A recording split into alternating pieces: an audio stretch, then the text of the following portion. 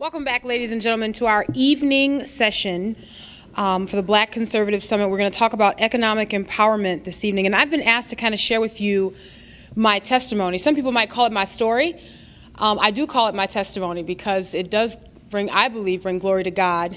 When we talk about economic empowerment, and we look at where we are in our country, and we look at, I feel like people say this so much that we miss what it actually means when you say government dependency. You hear it, and it's one of those buzzwords that almost begins to sound hateful. People start to use that as code. You know, you don't like me, you don't want me to be taken care of. But really, it is something that is quite crippling, and it has increased in our country. And there are several things that remind me that I'm getting older. One of those things is that I say when I was growing up a lot more than I ever did. So when I was growing up, there was a stigma attached to government programs. And there was a stigma attached to using food stamps and having government insurance. And so I'll tell you my testimony, and I'll tell you what kind of feeds into my drive and my desire to see this generation kind of reverse this cycle. I am the second of 5 children. I was born in Dallas, Texas, but my mom moved us back to New Orleans, her hometown, when I was just a baby because my father left her. Something that was really important to my mother was that we would know as children that we were conceived in wedlock. She would always say that to us, you know. I was married when you were conceived. You were born in wedlock, she would say. And that means a lot as an adult, but it doesn't mean much when your father's not in the home as you're growing up as a kid. My father lost his job working for the city of Dallas and came to my mother and gave her a pearl-handled revolver and told her how to shoot it and use it if she would need to arm herself, if she would need to defend herself. And he left. And a few days later, he came back, he took the TV. Because I guess, you know, he could get some money for that when he fell desperate. What were we going to do with it, you know? So my mom moved us to New Orleans, and so began what felt like to me, I didn't realize it at the time, but so began this lifestyle of government intrusion. This lifestyle of, we'll give you enough, but really it's never enough.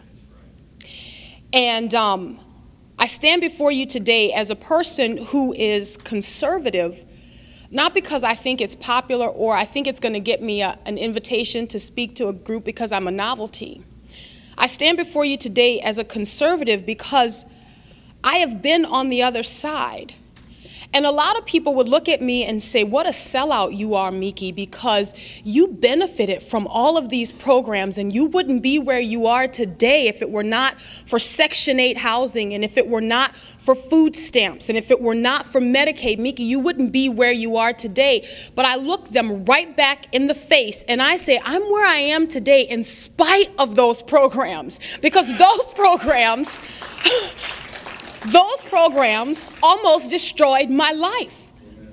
When I talked to my husband, I was talking to a gentleman earlier this morning, and he said, well, tell me your story. You must have a very unique story to be a black conservative. What's your story? And I said, actually, I don't. I don't have a very unique story. I have a typical black story. I have a typical black upbringing. And I don't even say that I was raised in a single-parent family because that's sexy. I'm a single mom. So what I say is what is accurate. I was raised in a fatherless home. Can you hear the void? I was raised in a fatherless home, a home that didn't have a father. And I felt that every single day of my life. I remember going down to the grocery stores. And I remember seeing my friends come in when we were in the checkout line. And I remember begging my mother, please, will you get out of line because I don't want my friends. See, because now we have these little EBT cards. And they can swipe them and people will think you're using your credit card or your debit card or whatever. And again, poverty is sexy. No one desires to be empowered because you look quite powerful swiping your government card. But when I was growing up, We had these, what I joke about it today. I'm like, man, it was the equivalent of them just cutting out construction paper and putting it in your pocket. Everybody knew that wasn't real money. It was purple and pink and orange. You remember, you know what I'm talking about, and brown. Okay? And I can remember standing in line at the grocery store. And I can remember saying, Mom, did we forget anything? Mom, we forgot something. Here's one of my friends. We forgot something. Let's go back and get it, because I don't want them to see me paying with food stamps. And that doesn't happen today. And you go from that till today. Now people post on their Facebook pages, oh, my EBT card just got reloaded. Do you understand where we are? We have a problem. So when we do what we do, by the way, I work for American Family Association. We've just launched a new division called Urban Family Communications. It's a targeted outreach to the Black community with Christian conservative values, right? I probably didn't say that last night, but Christian conservative values. So when we talk to kids, and you know, some people think this is hard, what I'm about to say, but I talk to parents, and I understand that we have suffered a great loss. So in some ways, I've kind of cut that loss. I'm not saying that everybody should do that, but my target quite often is children, youth, because I know that it's not lost there. See, because government, this is what I tell Will, my husband, who I call Will the Great, grew up in a natural family. Mom and dad, he and his sister. His dad died 4 years ago, and that was all he ever knew. I had no desire to be married. I'm going to tell you what, this is what the breakdown of the family does. It cripples the next generation. No desire to be married. I didn't understand the functionality or even the necessity of a husband. You know, that was my thing. I mean, I guess that's okay if you want that. And I'm a Christian. Came to know the Lord at 16, but a product of my environment. And so today when I talk to kids, and people ask me, Meeke, how did you break out of this cycle? How is it that you didn't perpetuate this cycle? I really believe it's because my mom was not proud in front of us. And can I tell you, she despised the programs she needed. The government intrusion. You live in Section 8 housing, they come inspect your house. You know that? It's not your house. They come in whenever they want, they inspect your house. And they write, they check, they make sure everything is in order. I remember being in college. Because we were still living in Section 8 housing. My mom received a letter that I had to verify that I was in college. So I would have to give this to my employers and give this to my teachers to validate that I was, and you know, and this caused problems. I said to my mother, take me off the lease. I'm not doing it. I'm done being embarrassed. I'm done living this way. So today when we talk to kids, when we talk to the youth, my question is always this. Who hates you? The person who says, here is what you can have to live and we'll decide what's enough. Or the person who says, the sky is the limit. You have a God-given potential that you don't have to live on what someone else decides is enough for you. And you know what? These kids that we think are so reckless and they don't know anything, they know what's the better choice. They always want to make their own way. They want economic empowerment. So we have to continue to fight.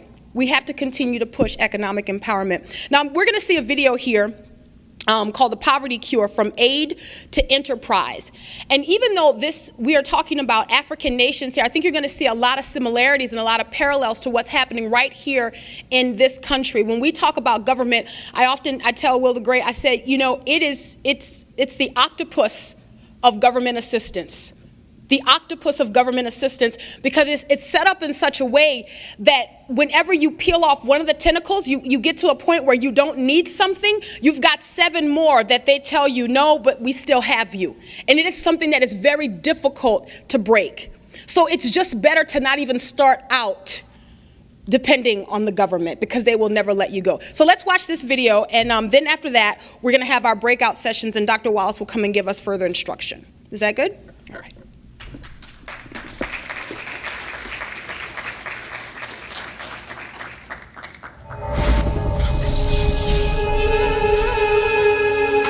Another increase in poor nation aid. The World Bank said yesterday that it would almost triple lending this year to help prevent a, quote, human crisis in developing countries amid the turmoil in financial markets. Machiavelli said, the reason there will be no change is because the people who stand to lose from change have all the power. And the people who stand to gain from change have none of the power. Machiavelli was describing the global aid system today.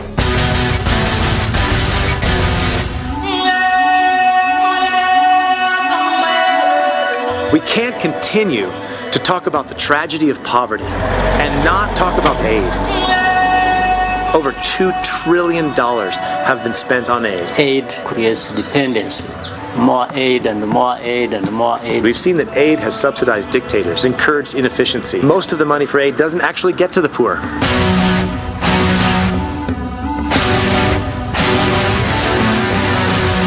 Aid has delayed the development of business in Africa. It has kept Africa behind. It becomes a way of colonizing the economies of the poor countries, a system of economic slavery. You create that parental relationship.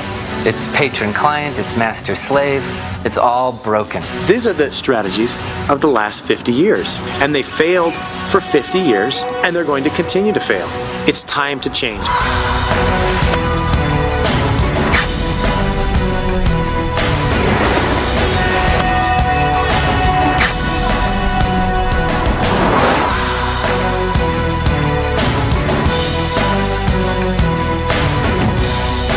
If the African nations today agreed together and say no more aid, I tell you, they can grow slowly, but they can grow.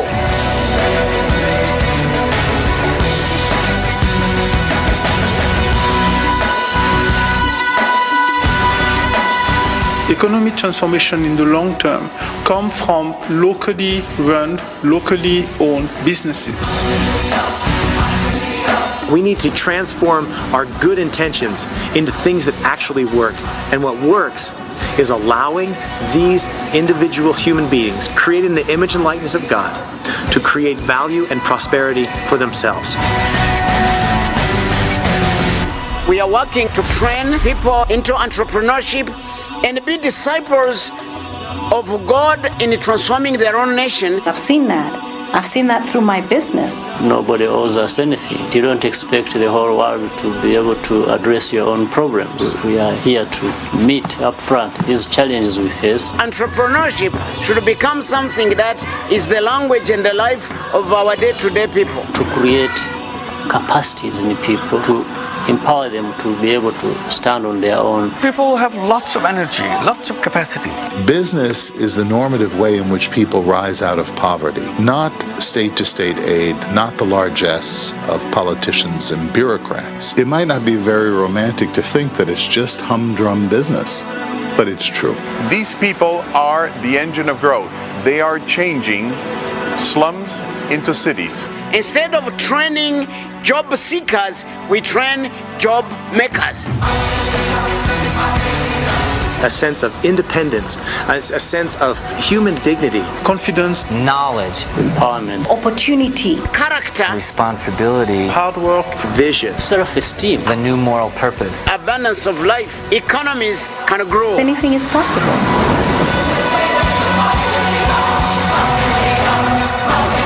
And it's high time we stop telling our people they can't do it.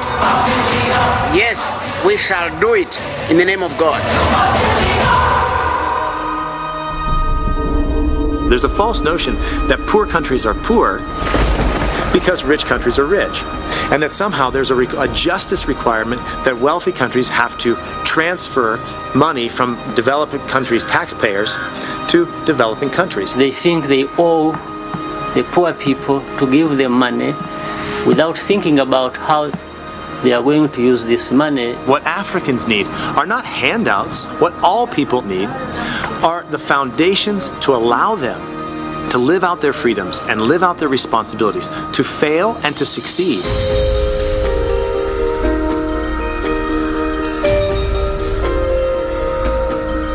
Having a heart for the poor isn't hard. Can we have a mind for the poor? Can you really relate to the poor on a one-to-one basis, as equals, as partners, as colleagues? Can we allow them to put the locus of responsibility for their own future on themselves, and then be willing to be guided by their vision? And if you give people that foundation, then they're going to create success, they're going to create wealth that no state could ever create. Private sector has the bigger role, and it grows and grows, and we begin to drive the bottom of the pyramid the other way around. We flip it around because it is possible. It's worked in other societies. It can work for Africa. Whether you are born in the richest family in the world or in the poorest family in the world, you have the same capability as a human being. It's a question of how you unleash that energy that is packed into you. Small and medium-sized enterprises are a critical part in the development process. Job creation, employers who provide income for families who can take whole communities out of poverty. And that's what markets are. They're networks of human relationships where people get together and solve problems closest to them. It's time to move the locus of power away from the aid industry into individual communities, individual countries, where they can choose their own strategy to create prosperity. The purpose of prosperity is not itself. The purpose of prosperity is to create stronger societies. We need to be able to move from aid to production, from existing to living. It is the way it was meant to be, for us to leverage our communities out of poverty.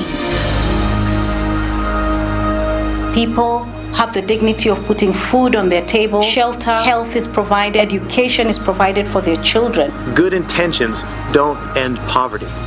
Enterprise and freedom end poverty.